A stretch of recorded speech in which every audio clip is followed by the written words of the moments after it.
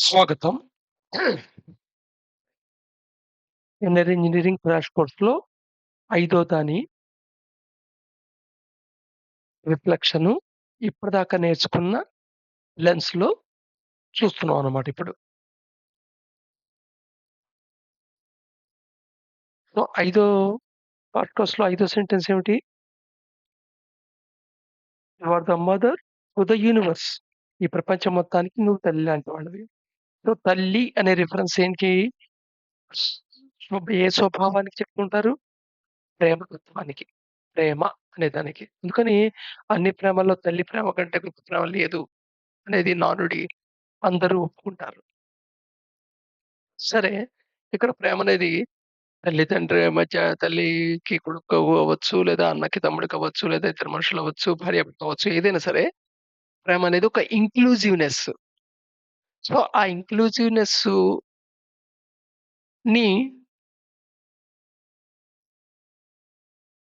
Influence చేసే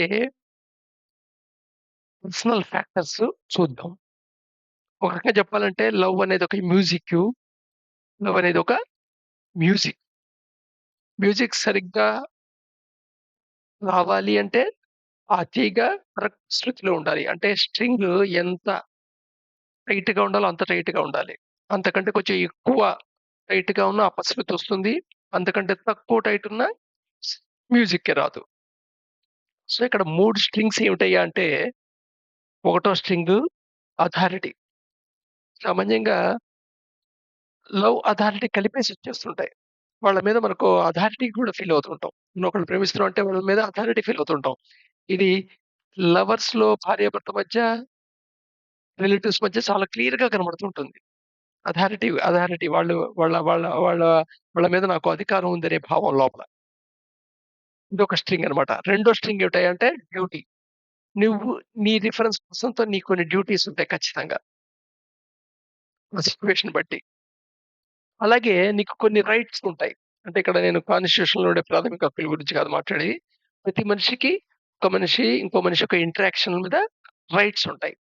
so, లవ్‌కి ఒక మ్యూజిక్ సరిగ్గా రావాలంటే కావాల్సిన 3 స్ట్రింగ్స్ ఏమిటయ్యా అంటే అధికారం, డ్యూటీ, రైట్. సో, ఎప్పుడైతే స్ట్రింగ్ ఈ అధికారం అనే స్ట్రింగు ఎగ్జాక్ట్‌గా ట్యూన్ అయ్యి ఉందో అంటే ఎంతుండాలో అంతకంటే ఎక్కువ టైట్‌గా లేదు. అంతకంటే తక్కువ లూజ్‌గాను లేదు అనే పొజిషన్‌లో ఉంటే,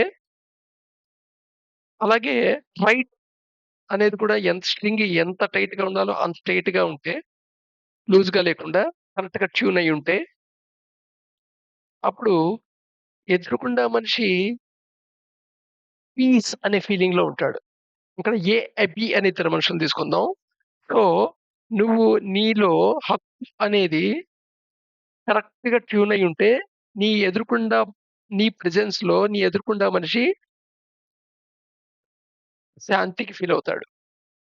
అదే నీ కర్తవ్యం అనే స్ట్రింగు ఎంతుండాలో అంతుంటే ఎలా ఉంటుందో చూద్దాం. తర్వాత ముందు అధికారం స్ట్రింగ్ చూద్దాం. సో, అధికారం స్ట్రింగ్ ఎంత ట్యూన్ అయ్యుండాలో అంత ట్యూన్ అయ్యుంటే, ఎదురుగుండా వాడు దయ ఫీలవుతుంటాడు. కైండ్‌నెస్‌గా ఫీలవుతుంటాడు. అదే డ్యూటీ అనేది ఎంత ట్యూన్‌లో ఉండాలో అంత ట్యూనింగ్‌లో ఉంటే ఆ తీగ, ఇప్పుడు ఎదురుగుండేవాడు కంపాషన్ ఫీల్ అవుతుంటాడు.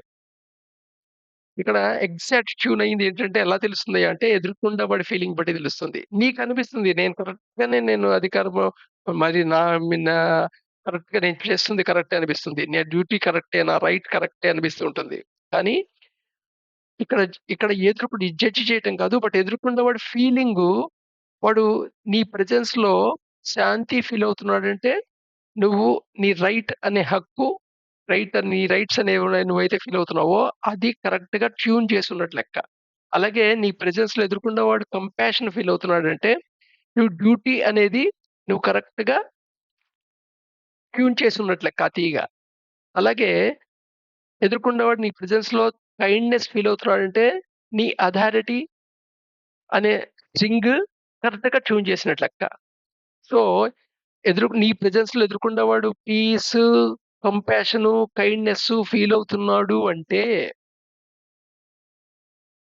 అప్పుడు నీ ప్రెజెన్స్‌లో నువ్వు నువ్వు నిన్ను ప్రేమి నువ్వు వాడిని ప్రేమిస్తున్నావు అనుకుంటాడు. నీ స్థితి వాడిని ప్రేమించే స్థితిలో నువ్వుండట్లే. సో, ఈ స్థితిలో నువ్వు ఎలాంటివుంటావు? నీ మోటో ఎలా ఉంటుంది? You are ready to do anything.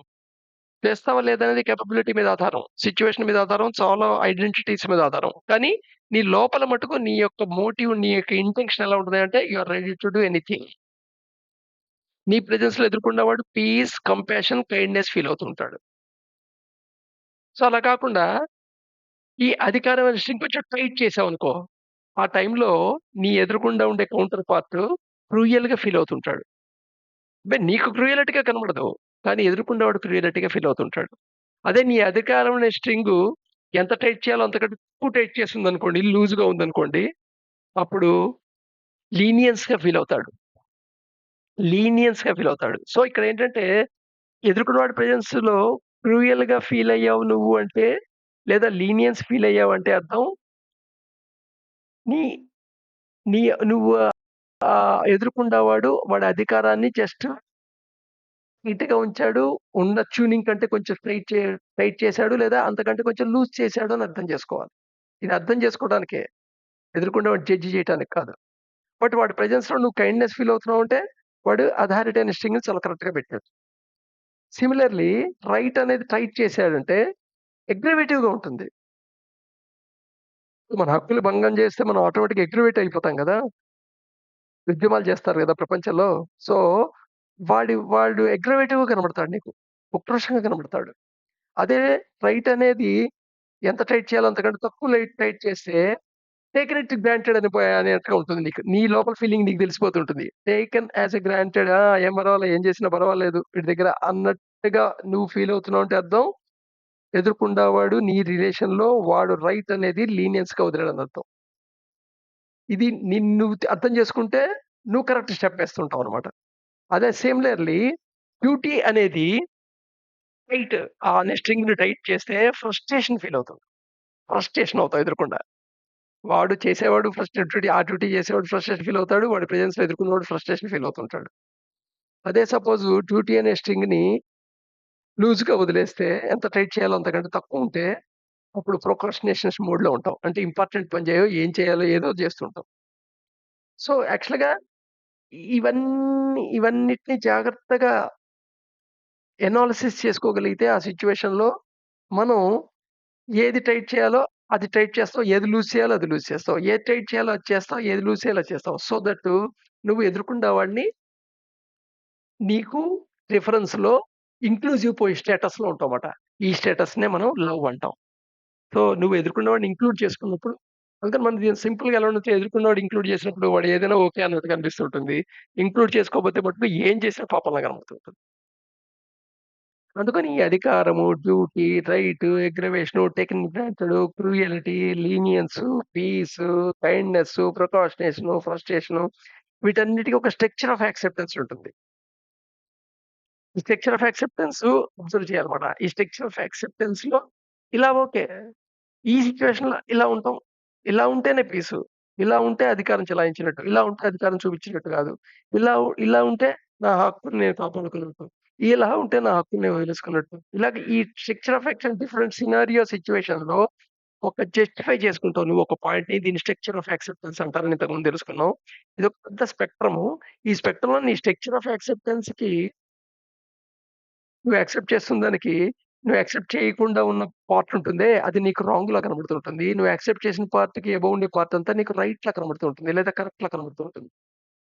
So, నీ స్ట్రక్చర్ ఆఫ్ యాక్సెప్టెన్స్ నువ్వు ఐడెంటిఫై చేస్తుంటే చాలు దాన్నేం చేయక్కర్లా. ఆటోమేటికల్‌గా నువ్వు ఇంక్లూజివ్‌లోకెళ్ళిపోతావు. సో, ఎప్పుడైతే ఇంక్లూజివ్‌లోకెళ్ళిపోతావో you you are the mother of to the world అవుతావు. సో, అందుకని I am the mother to the world. Thank you.